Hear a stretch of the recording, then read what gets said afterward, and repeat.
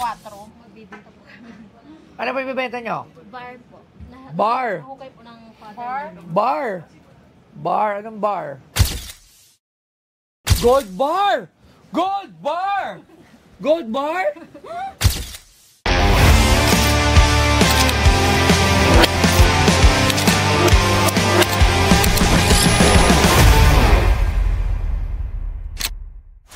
Sino yung ating Sex bomb. bisita ngayon?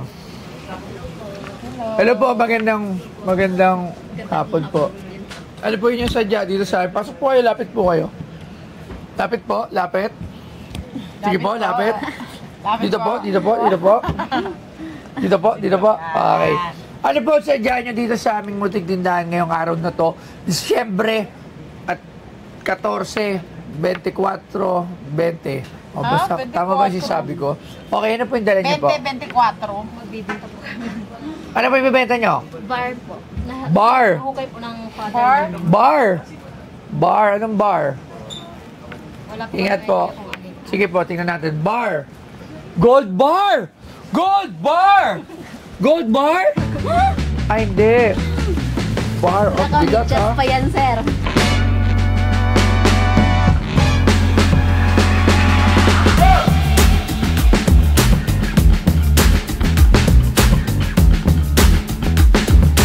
Ang mga nickel bar ay maaaring mabuo sa iba't ibang laki, kabilang ang bilog, patag, at parisukat. Dahil sa mataas na halaga nito at mababang timbang, ang nickel bar stock ay isang popular na alternatibo sa bakal, aluminyo, at tanso. Ang bar format ay nagbibigay ng isang mahusay na paraan upang makagawa ng nickel sa mababang gastos. Ang mga nickel bar ay maaaring gawin mula sa purong nickel, na isang metal na lumalaban sa kaagnasan at lumalaban sa init. Ang purong nickel ay kadalasang ginagamit sa electronics, mga baterya, hull, nickel-cadmium, at mga bahagi ng aerospace. At ang binebenta sa Pinoy Pawn Stars ay ang nickel bar. Ha? Naka-medyas pa yan, baka lumamig. Naka-medyas, baka lumamig. Mukhang maganda tong epektos na rito, ha. Kayo ng medyas to, baka may... Ang bigat. Ang bigat nito, ha. Ang bigat na lang, baka ano na. Dito tayo sa midig na. Ano kaya nilalaman nitong... Ang bigat, ha. Gold bar to, no? Kaso lang, para may Ah, Kasi nung nahukay po, yan ang papa namin dun sa probinsya namin. oops, oops. Parang silver. Oh. I think metal siya. Metal. Platinum, ay iwan. Yun yung ginagawa. Yung may mga white. Pinatesting niyo na to, no? Hindi pa. Eh, ba't hiniwa? Kasi walang idea yung papa ko. So, ang ginawa niya, nilagari niya kasi hindi niya alam. O tapos, nung nilagari, Tapos sabi namin, wag niyong lagariin, baka ano. Hindi, nung nilagari, di nalaman na kung anong composition nito, kung ito ay... Wala rin si papang idea. Wala pong idea yung father namin nung mahukay niya yan. Eh, saan yung pinadala yung na ano dyan? Wala, nahulog yan sa... Ano po? Ano? Naibinta niya po sa Naibinta ibang, na po sa tao. ibang tao. So, totally, po siya, 10. Ay, 6? No. Nabenta. Magkano niya naman binibenta to? Wala pa. Hindi, magkano niyo po binibenta? Magkano po? Wala pa kaming idea, boss. Hindi pwedeng walang idea, pero magkano yung gusto niyo makuha dito? Kahit, kung ma-check po sana. Nickel! Opo. Nickel! Yes, opo. Roto. Magkano niyo binibenta?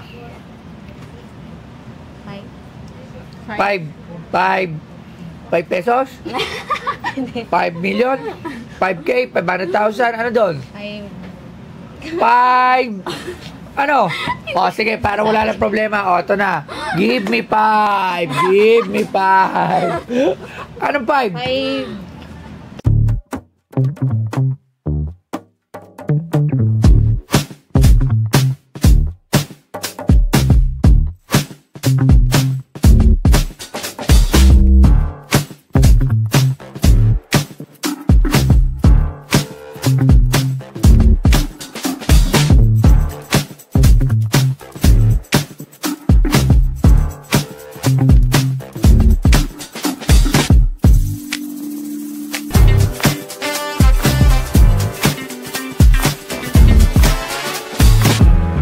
5M? 5M. 5M.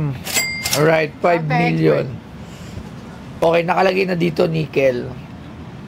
Pero, yung may mga markings eh, no? Yun yung kasi yung isa sa maganda kung anong klase siyang yung markings. markings niya, parang ano siya, Crown Friends, parang gano'n. Ano pa? Parang Crown crown. Friends. Lagay na. Crown. Oh, yeah. Anong crown po? Greens daw. Hindi. Lapit po kayo. Mga tatak. Ano pong Nung dinano namin siya, dinano sa parang ano, nung tinignan namin siya, parang Nag-search- patak niya, nag-search lang namin. sinearch lang namin yung ano niya. ano po lumabas? Yung lumabas niya, parang crown. Hindi po, depende po sa pagsasearch namin, Crown sir. King. King. King. Crown King. Kaya Prince kanina. Sabi ko na. Crown King. Eto, kasi alam ko to, Labs eh. Etong nickel na to, itong bar na to, madami to. Mula to sa panahon ni King Arthur. Parang kasama po yata siya sa history. Oo. Sa kasama siya, meron siyang kasamang 12 na Knights of the Round Table. Nag-search lang po kami, sir. Totoo! Totoo! King Wala po kami. Arthur. Si King Arthur po ay isa siyang hari sa... Ano man lugar si King Arthur? Hindi. Ganda mo, Galing siya ng England. Yan, England. Si King Arthur ay isang hari sa England. At etong mga nickel na to, ang ginagamit niya sa paggawa ng kanyang mga baluti.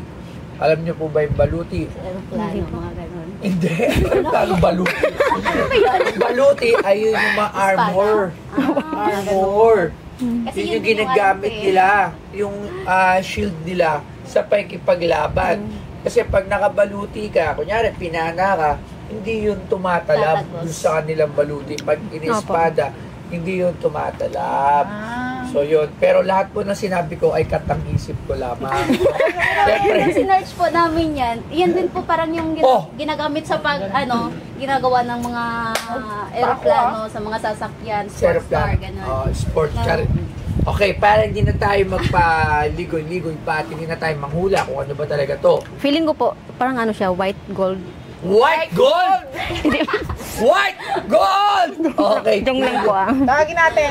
Hindi, wala pa kami Ate, kasing white idea, gold. sir. Ito naputol na oh.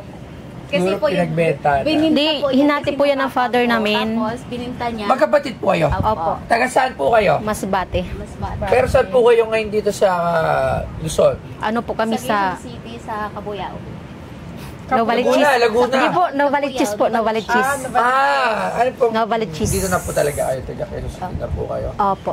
Alright, so ito ay galing niyo pa talaga sa tatay niyo. Opo. Alam niyo, ito duda ko dito mga 1600s pa to.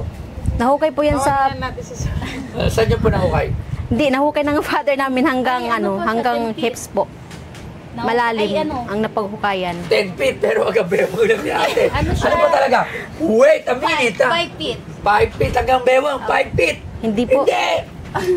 Medyo Oh. malalim na po yung... Ilan? Hanggang dito lang po. Hanggang dito. Sino lang nagsabi na? Nag-aaway pa kayo. Sino talaga nagsabi na totoo sa inyo dalawa? Ako. Joke. Ako. So, ilang feet? Ano? Wala. 1 feet. One foot. Alright. Okay, so, tawagin naman natin ang ating expert para malaman natin kung ano talaga ito. Pasok! Sir Angelo! Ay, si Sir Angelo nakatayo. Ayan. Ayun. Sir Angelo! Hello. Hello, sir. Ito ay nagtagpuan sa isang 10 feet na hanggang bewang. 10 feet? 10 feet hanggang bewang, ha? Hindi ata 10 feet ang hanggang Hindi. bewang. 1 feet daw. 1 Hindi feet. po hanggang dito po. Yung hanggang Ano yan? Nahukay niya sa ano?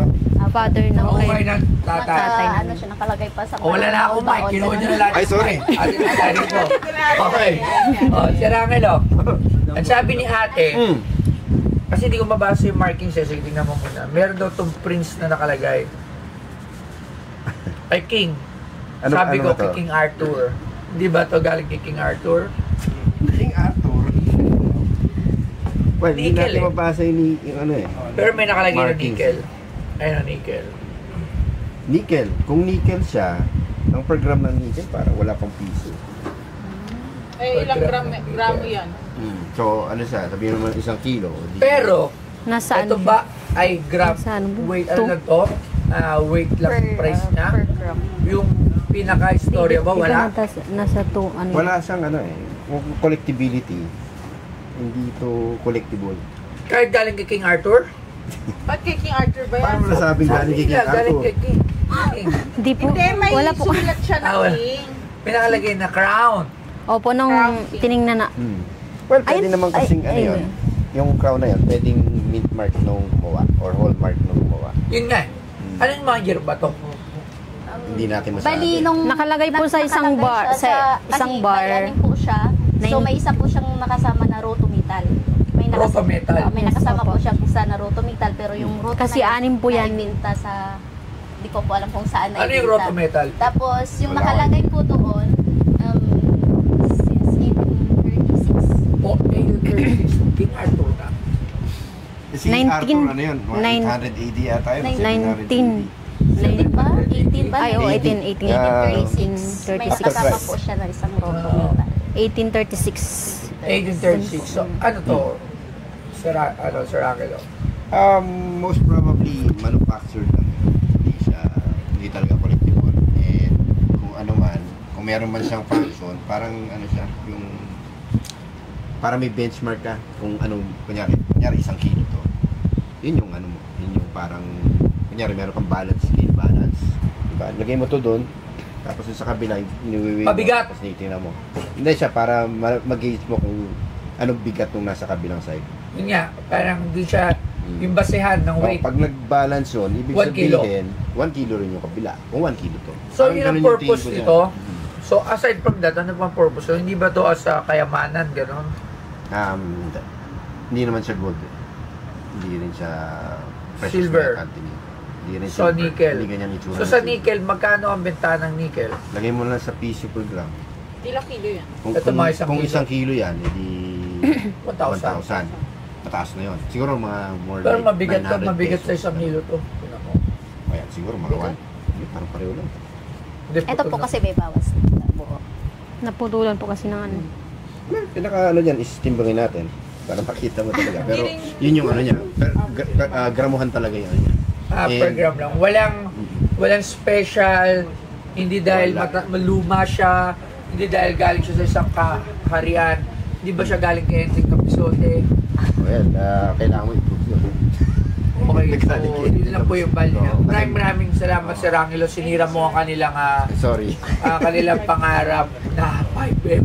O, sige na. Okay. Sinira mo na naman ang pangarap ng mga tao. Ito, tagasira ng mga pangarap. Okay. Sir Angelo, maraming salamat. Ano po yung value nito? Ano pa? Magkano daw value ng tola? Okay, hindi ko po kasi alam ang timbangan nito. So, hindi na, tsaka malayong-malayo doon sa presyong gusto nyo. Kumbaga, hindi tayo magkakasundo dito. Kasi kung bibilin ko to, baka mga sa 2,000 lang isa, so pang 4,000. Nakapanginayang naman. Sobrang layo sa 5 million. Kasi nga, ano lang to kumbaga kung magkano lang yung halaga ng 1 gramo ng nickel, yun lang yung presyo. Kumbaga parang per gram mo lang siya bibili. I'm sorry. Okay. Okay. May bumalik.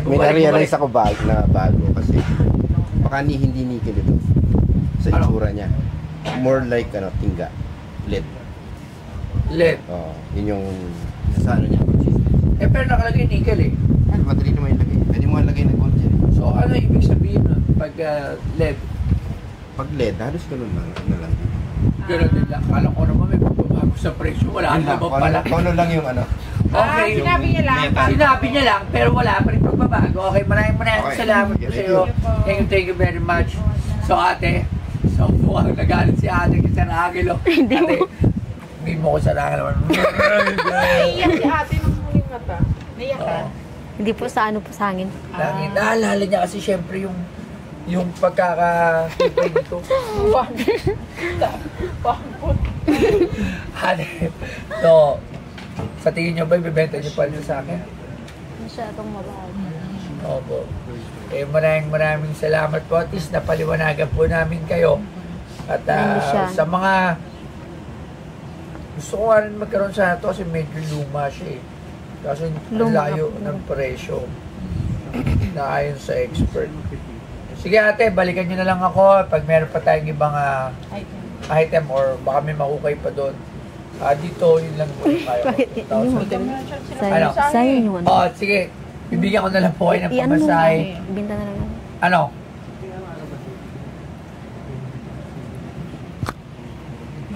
Magkano po yung ano? Ulit tawad ko sa dalawa? 2K lang po. 2K. Ito isang buo. Ito isa, 1.5. So, 3.5. Diyos ko. Hindi, malay nyo, te. O, bigyan na namin kayo ng pamasahe. Bibigyan namin. Saan po ba kayo? Galala. Sa Uyo po kami. Sa Uyo. Sa Novaliches. Uyo. Magkano plane ticket sa Novaliches. Uyo? Plain ticket. Sige, maraming salamat po ate.